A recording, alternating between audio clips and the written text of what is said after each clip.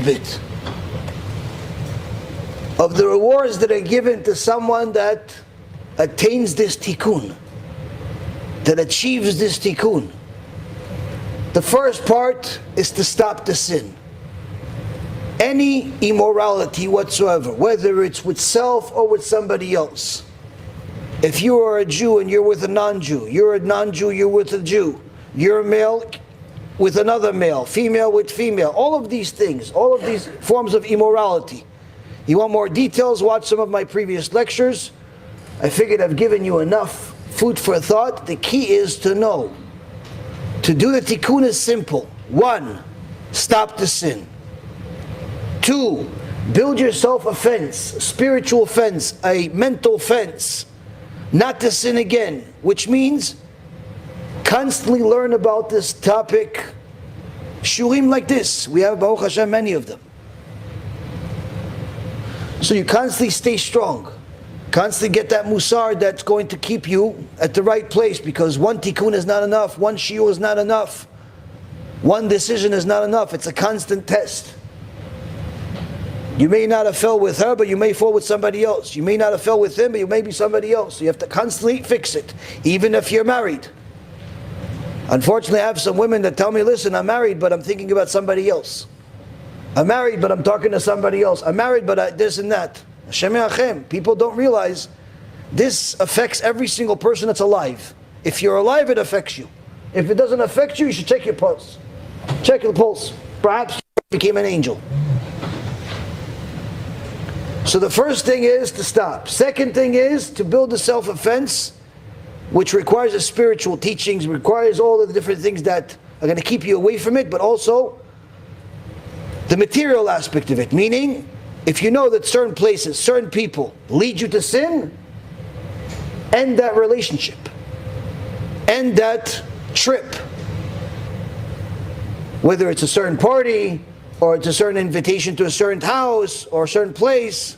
In so many words, if you know this is a place that you make sins, you don't go anymore. You don't try it out a second time, or a third, or a 50th time. If you fell before, you'll fall again. Third, you have to do tikkun, which requires prayer with sorrow to HaKadosh Baruch Hu, saying I'm sorry. Saying I'm sorry to HaKadosh Baruch Hu. You don't say I'm sorry to HaKadosh Baruch Hu, you haven't done the tikkun. Now to say I'm sorry in the beginning usually is tough. Why? Because you're not sorry. It was fun. I liked her. I like him. I like going there. I like feeling that way. I like feeling that way. I want to do it again. In the beginning you don't feel sorry. That's why it's the third step. Says Rabbi Yisrael Misalan, the reason why a person doesn't say I'm sorry is the first step is because he doesn't feel I'm sorry. So why is he doing tshuva in the first place? Because he's trying something else. He lived in this neighborhood, he's trying something else. It's not because he doesn't like his current house. He just goes somewhere else, maybe it's going to be better over there. He goes over there, he misses his old house, maybe he's going to move back. When does he decide that this is the new house is the best? Once he recognizes that he has something better here, and what he had wasn't sufficient. When it comes to tshuva, when do you feel sorry? Once you distance yourself away from the sin for long enough time to start realizing that you were living in pure filth. You just didn't realize it. It's like someone that works in a public bathroom. Doesn't realize that the stench is over there because he's there all day. When does he realize it? When he first walks in the morning. Everyone else that's a customer realizes it right away. Why? They're not used to this. But he's there for 5 hours. Nothing's wrong. He got used to it. A person that's used to sins doesn't realize that he's in spiritual stench. Doesn't realize he's in spiritual filth. So doesn't think there's anything wrong with it. Once you've distanced yourself away from those forbidden relationships, forbidden actions, forbidden words, forbidden music, for long enough time, you'll start realizing, I can't believe I used to say that stuff. I can't believe those people, how they're behaving. Someone to me recently said, Rabbi, these people are animals. said, who? Ah, these people. I'm like, who? I'm looking for new people. No, these people. I'm like, your family? Why? It's your brother, it's your cousin, it's your aunt, it's your uncle. They're nice people. Why are you acting that way? Well, look at them, how they behave and how they act and how they eat and how they dress and how they this. I said, listen, relax, Mr. Holy.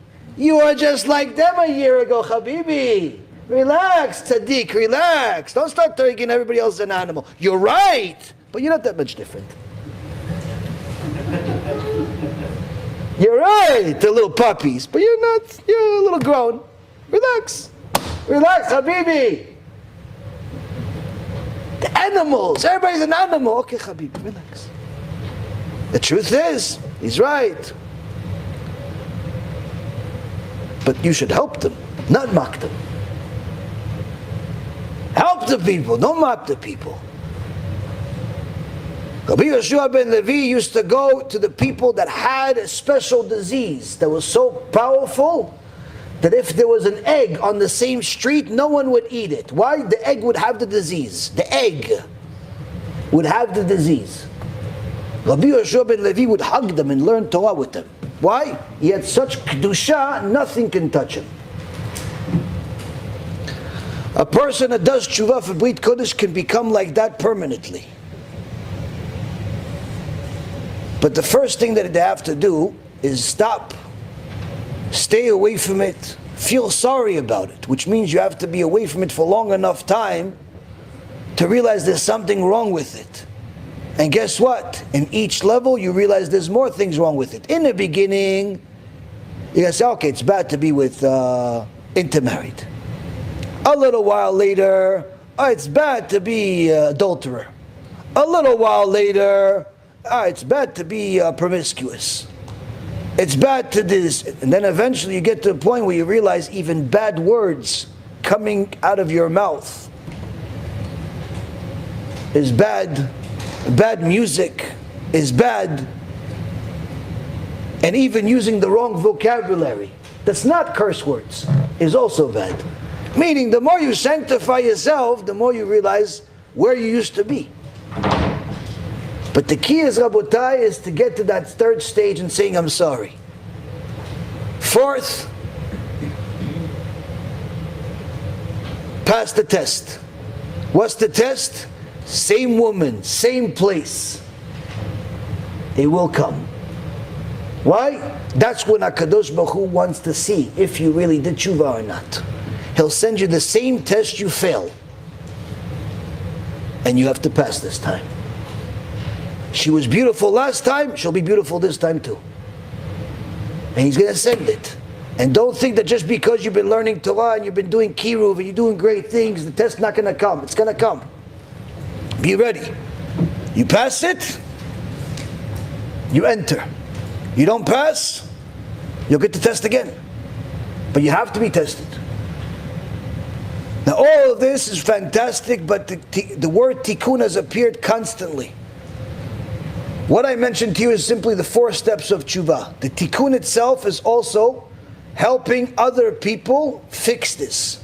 Either by sharing this information, by contributing, by doing all types of tikkunim as far as money or as fast. There's different types of things. We have a whole website about it. The point being is, Rabotai Karim, is to know that this is a process. It's a lifelong process. Whatever you can do today, you do today. Whatever you can't do today, you don't do today. But everyone can do something today. Everyone can stop something today. Everyone can learn something today. Everyone can share something today. Everyone can give something today. Whether it be time, it be money, it be an effort, it be an idea, it be something. Everyone can do something. And whatever you can do, that's what you're judged on. You're not judged on what you can't do. HaKadosh Baruch Hu is not going to judge you for not giving $1 million if you don't have $1 million. If you have $5 to your name, He's not going to judge you for not giving $1 million. Why? He's the one that gave you the $5 in the first place. But if you have $1 million and you only gave $5, guess what? That $5 is not a source of blessing. It's a source of punishment. Why? Why give him $5? I gave you $1 million. Why give him $5? Oh, so you don't believe in a tikkun. You don't believe you need to rectify yourself. You believe you're Enjoy. The key is to know that this is the biggest chesed that a person can do for themselves, simply because every one of us needs to do something. And anyone that wants to be a part of the salvation, bringing Mashiach, building the Beit HaMikdash, having a Kadosh Baruch Hu's name upon them, the Shekhinah, living literally, where the Shekhinah is constantly around you. So much so that the Arizal says that a Kadosh Baruch Hu opens up his mind, and he's able to have different ideas, different abilities that are supernatural, in so many words, that are to him. These things are things that you can't get anywhere else. You can't get any other way. Why? Because so long as there is a deformity in a neshama, whatever blessing that HaKadosh Baruch Hu wants to give a person cannot come. Because there's that gap in the road that we keep mentioning. So